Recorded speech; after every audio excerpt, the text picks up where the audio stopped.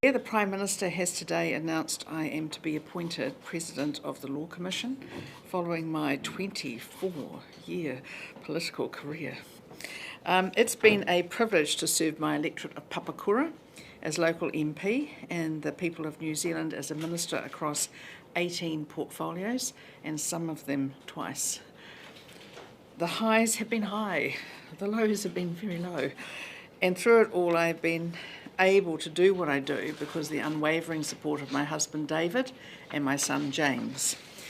I want to thank the Prime Minister for his confidence in me and for trusting me just to get on and do my job. And I want to thank my staff, both political and departmental, and my electorate volunteers. I simply could not have done this job without you all. Can you tell us about a few of those highs and lows? Yeah, sure. I think, like a seriously big high is getting the Defence Capability Plan through. I mean, I can tell you I spent about 14 months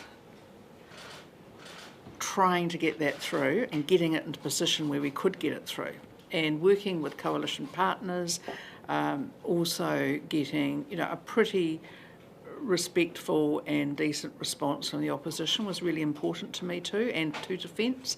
So that was a huge high. I think one of the other huge highs just recently is the top of the South Settlement with Rory Stafford and his whānau.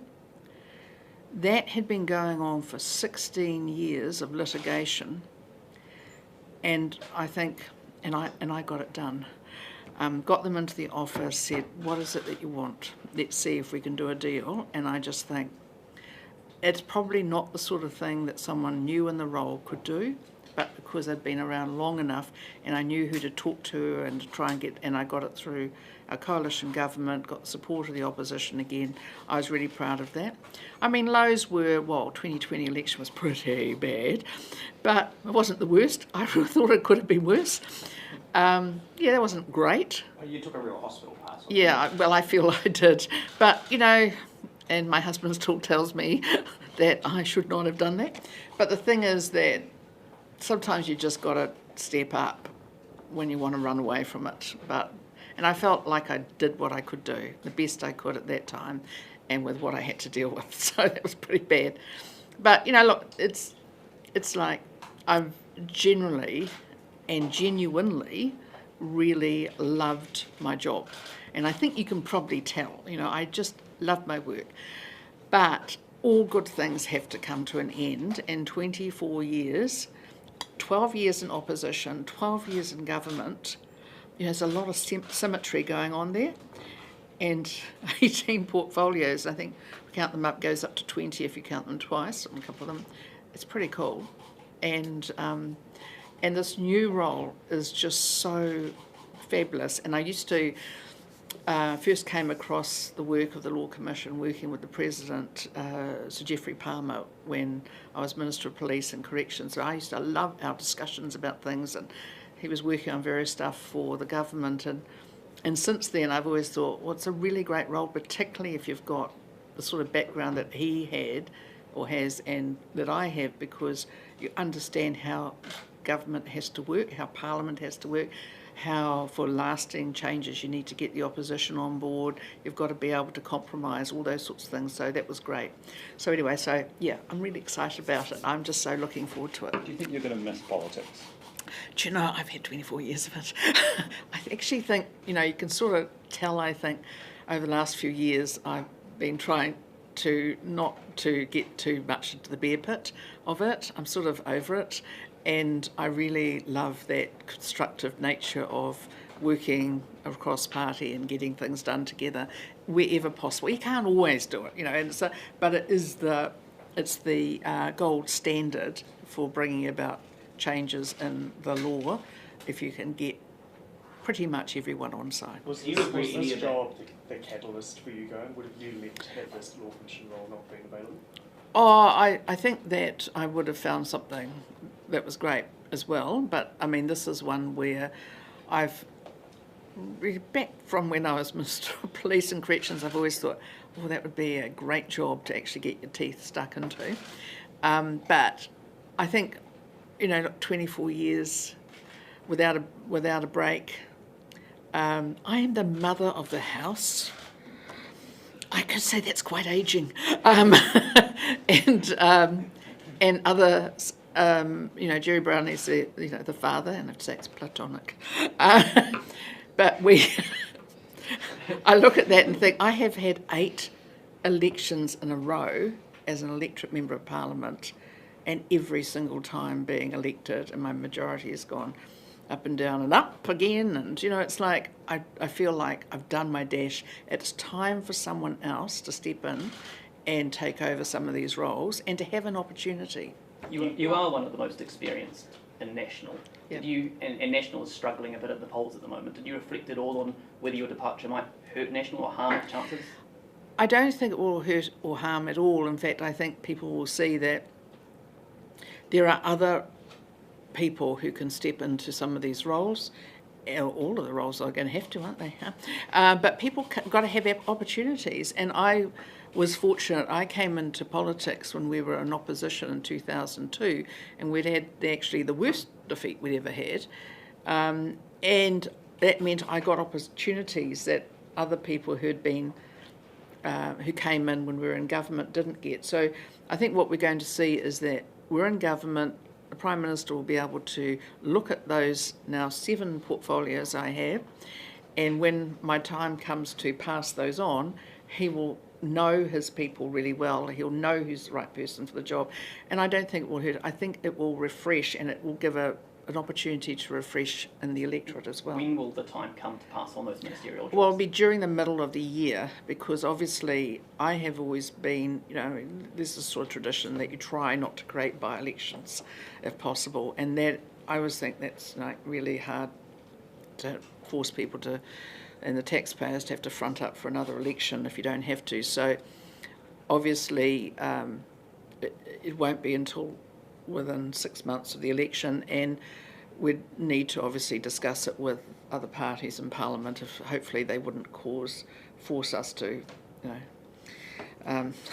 cause a by-election. I don't want to do that. I just think that would be really unhelpful, and I'm really happy that I'm going out on a high, and I don't want to make it difficult for everyone else. So you want to stay in Cabinet right up till when you leave? Oh, I think I'll be staying until the Prime Minister says that he's got the right people to take those roles, and I'm I'm a servant of the people, very happy to have the opportunities, not everyone else does, and obviously he wants me to stay for some time yet. Henry, can you just take us back to that 2002 election? Yeah. You was a new electorate, you had a 3,000 vote majority in the electorate. It should have been deeper. It was National's worst ever result. Yeah. Looking at that point, did you really think you were going to be in politics for this long? Did it think maybe it was one term and out? Or? I thought 12 years would be great, so I doubled it.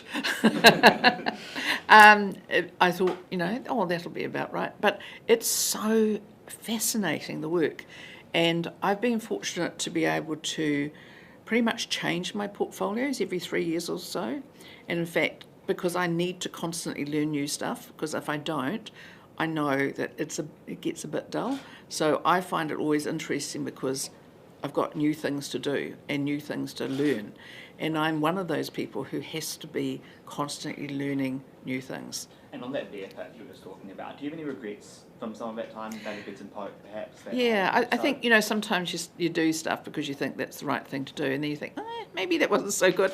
But ultimately, it's a tough environment. And I would say to people coming into politics, you've got to be prepared for the rough and tumble. It's a brutal environment at times, but actually, the longer you're there, the more you get to have relationships with people and get to know them as human beings. I mean, I was so pleased to see some of the comments today from Barbara Edmonds from the Labour Party, who worked with me when I was Minister of Revenue. People like that, you get good friendships. Obviously, don't agree on everything. That's fine, and we don't have to hate people because we don't agree with them. What will you need to do Should we let Sam have a go? Yep. So what will you need to do or what to do to preserve the independence of the Law Commission as president? I know Sir Geoffrey was president, but that was about 15 years after he was in Parliament, I think. Is there anything in particular you're going to have to do? Well, I think you will see in the last 2.5 years I've been the Attorney General, I have played a very straight bat. And that's pretty much the way I operate on this stuff. This is too important. The Law Commission is not there to play political games. It takes the work primarily that the Minister responsible for the Law Commission, which I have been, as well, and as Minister of Justice, and works on that in the best way it can. So it's got to be apolitical in its operation.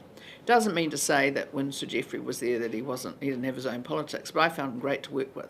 And I think that's what you need to do. And you sort of see that, and I've already done that. I'm a lawyer, I'm used to be whatever you have to do, you get on and do it. And I'm very much like that, Thomas. Well, it's something I raised with the Prime Minister, and probably over the last year we've been talking about it. I mean, he has been very generous to me, saying, he has not wanted me to go. But I really do feel like this is the right time. We're in a great situation on my portfolios. I feel like I've made a difference. And being the Attorney General, being Minister of Police, Corrections, Justice, I've had pretty much most. The only thing I think I haven't had in the justice sector is courts. And I think, that's okay. But I've had pretty much everything else. And I'm a former president of the Auckland District Law Society. I'm ultimately a lawyer. And I really love it. And I love research. And I love writing stuff. And I won't be writing anything too too spicy soon, I can tell you that. I think I'll be writing reports. You're not working on your murder mystery novel? No, but it's such a good idea. And if I get some time at some stage, maybe.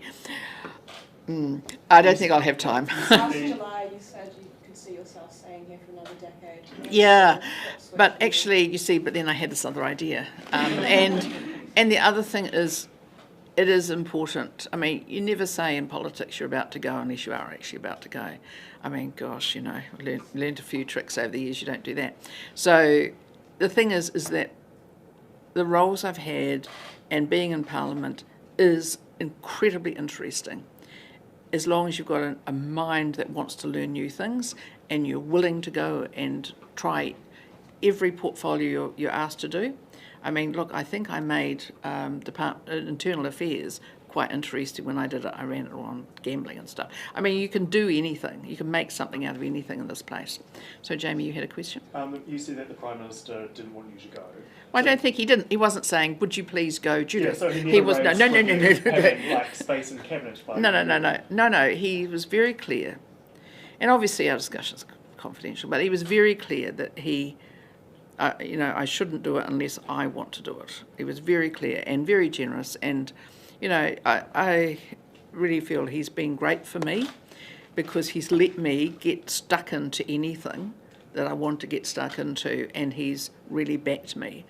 And every Prime Minister has the things they're great at. From my point of view, he's been great to me, and he's been great at letting me do all the security stuff together. It's been fantastic. Has he been the best Prime Minister you've worked for in terms of that? Well, I don't wish to be mean to anybody. They've all been lovely. But I must say I really, really like Chris Luxon. I mean, from my point of view, getting defence, security agencies, Attorney General together, then the bonus of public service recently, space, digitising government. These are big, and there's also some fun in them too. So it's been great. You've been quite a polarising figure over your time in politics. People say that. I don't find myself polarising at all, Henry. What would you say to people who look at this, this bipartisan role you're going to, and who haven't liked you over your career? What would you say to them to have a fresh look at you? Well, I think they should actually look at the record rather than the rhetoric. And, I think people know, and I'm really proud of the fact that we run a really good office here. And I always have. I mean, Barbara Edmonds said I was the best boss she'd ever had. Should tell you something. I try to work bipartisan when we can. Just occasionally it can be fun in the bear pit to, have a poke at the other side. But ultimately, I think most people come to Parliament to do the best they can for their country. They have their own views. Some of them I don't agree with, but that's not for me. It's their right, democracy. At one point in your career, you had to resign from cabinet. Yes. The whole dirty Yes. allegations. What a load of rubbish that was. You think? Well, it was. and I was exonerated in the Chisholm inquiry. I actually felt that was a really hard time, but my electorate stuck with me, my friends stuck with me, and I came back. About a year later, I was brought back to take over police and corrections again, to bring things back on track. So you think you did act ethically at that time? Well, I know I did, but I wasn't always in a position to be able to say much at that time. So, the rule, you never, ever disagree with the Prime Minister. What is the secret? What is the secret to making a comeback? Because you've done it many a time. I mean, Benedict talks about dirty politics, there was Orovida, there was 2020. Any one of those things could have taken out any other politician, but why not you? Well, you don't get to be resilient because you haven't got some scars on your back. If I can mix my metaphors everywhere. It's like you pick yourself up, you work out what you can do, and then you get out and you work hard. That's what you do. So when I think about the opportunity I had to make space a portfolio in opposition, that was one of the things I did as opposition leader, and it is now a ministerial portfolio. I took technology, which people thought I was nuts to talk about in the 2020 election. I've got to say it was probably nuts to talk about the 2020 election, but it's an incredibly important part now of our economy. And I know that I did that. So what I do is, in opposition, I thought, I took up issues, I went and did the work. You do the work, you go and see people, you work it through. What you don't do is make it all about yourself and have a little cry about it. You get off and do the work and be very grateful for the people who vote for you to get you here. Do you expect those portfolios to remain in any cabinet reshuffle, or do you think they could be, lost in a reshuffle, merged in? Well, as I said, it's always up to the Prime Minister, but the Prime Minister is very keen on technology and space, so I would expect he will make his own decisions. But I guess I know what I think. I mean, the space is now double in terms of its contribution to GDP that it was a few years ago. It is fast growing. Technology is fast growing. It's critical. So I'm sure he will do whatever he does. He's very good at understanding what's going on in the world. Will you be vouching for any of your colleagues to take on the roles? Yeah, I think I have two little things I would say. Obviously, that's up to the Prime Minister. Secondly, I always think I've tried to never be someone who tries to dictate who my successors might be. I think that's very unwise in electorates and also in ministerial roles. But Prime Minister will deal with it as he wants. Do you regret not making it to become Prime Minister? No, praise be, no. I mean, Leader of the Opposition is a really awful job. It's like really horrible. I think Prime Minister is really hard too. And I think I'm very happy to be leaving politics this year, mid-year, at a time when I feel like I have done what I can do to the best of my ability. And I think people know I believe in the work ethic. I put everything into it, and I really want to get away from the politics. I actually just want to do what I'm going to do, which is law. Will you ever shed the Crusher Collins nickname, do you think? Oh, yes. I mean, I didn't give it to myself, did I? I mean, honestly. The trouble with nicknames like that is it becomes very... it stops people having to think about you as a human being, and I think that's the hard thing with it. But it also gives people permission to be mean. So, yeah. Is there any chance you'd look at another political role, maybe not? No. I remember someone some years back suggesting that, and me basically going, "Do you think I'm that stupid?" No, it's great. What about Governor General? No, I'm not the Governor General. No. It's just. I always think it's good not to get ahead of yourself there, Jamie. I think I've got a big job coming up. That's what I'm onto, and I love the thought that I will be back doing law and then taking all the knowledge I have and helping to make it. And I mean, people say, "Can you be apolitical?" Absolutely. God's sake. I mean. Look what I've done as Attorney General. You wrote a book called Pull No Punches. Yep. Anyone that you want to have a go at now on your way out the door? I always say, this is one of the things I say to people too, actually. This is one, asked me about, basically how do you come back and stuff. Yeah, just don't indulge in that, It's like, be above it, just keep going. Sometimes it's so tempting to give in, but don't. Be above it all. And, you know, and I love the fact, I think people do sometimes say, how come I'm so resilient? I say, well, actually, it's because I've had to be. But, yeah. You've had more ministerial portfolios than I think anyone. I think so, in history, And that we probably. can tell. Is there a favourite among them, of all of them? I Or love ex all my maybe? children. No, I love them all, but I think I actually enjoy all of them, and I think that's the secret of being a good minister, is to, whatever the portfolios are, do the very, very best you can and to absolutely love them. If I were to say, being the Attorney General and being the Minister of Defence would actually be an enormous highlight, that would be true. I specifically wanted to be the Minister of Defence for many years, and this time I got to do it, and I got to make a difference. And the good thing is I came in at a time when we absolutely needed to have a difference made, and I think I did that. How has politics changed since 2002?